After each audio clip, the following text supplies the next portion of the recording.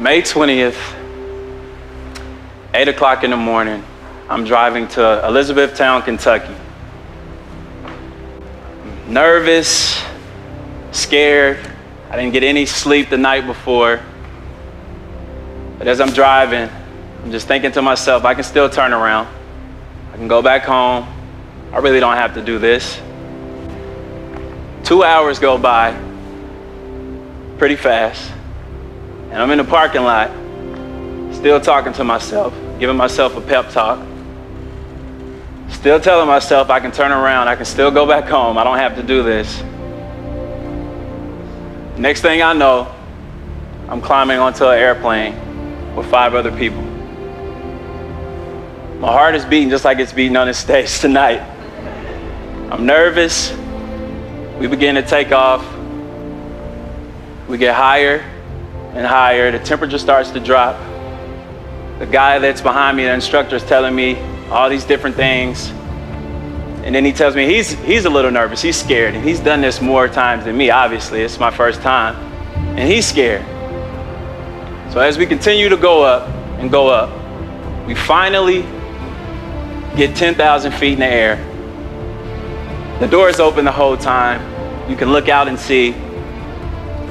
And I'm still thinking, I don't have to do this.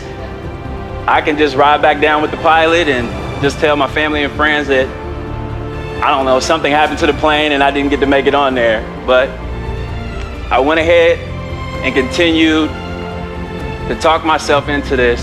And the first guy goes out. And then they tell me I'm up next. Get up to the edge. And I'm looking down, everything looks like dots. And I'm just thinking to myself, why did I do this? Why did I agree to do this? I could be in my bed on a Saturday night, on a Saturday morning relaxing, instead of jumping out of a perfectly flying airplane and jumping 10,000 feet in the air.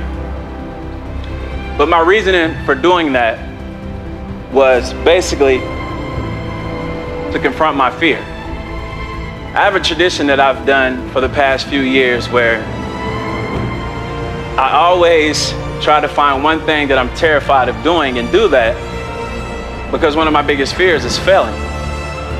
So that helps me deal with failing. The fear of failing holds a lot of us back.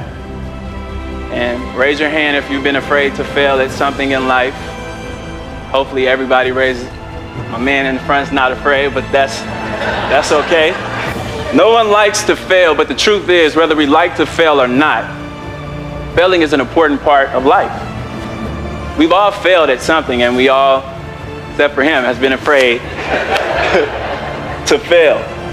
It's impossible to go through life without experiencing some kind of failure. With that, taking risks is very important. Either you succeed or you fail. I want you all to think of failing not as a bad way, but as a way of learning. Through failing, we learn from our mistakes. And when we learn, we grow. As a young entrepreneur, I failed more times than I can count. First thing that comes to mind is theater. I failed theater. I couldn't remember the lines, obviously. But one of the best things I did in life was start a nonprofit. As Claire said, I'm a founder of a nonprofit here in Evansville, Indiana. I was terrified of doing this. I talked to a lot of people. A lot of people told me their struggles and what they went through. But I had to overcome my fear. I knew this is what God called me to do, so I had to do it no matter what. I want you all to think of something that you're afraid of doing. Maybe you want to write a book. Maybe you want to start a podcast, or maybe you want to get your master's. Don't let the fear of failure hold you back. Go out there and fail and fail. Don't try to fail on purpose, but fail. But continue to bounce back, because we all fail in life. But it's what we do after we fail that's important. So I want you all to give yourself permission to fail, and don't be afraid to fail. Be afraid not to try. And that's my talk for today. Thank you.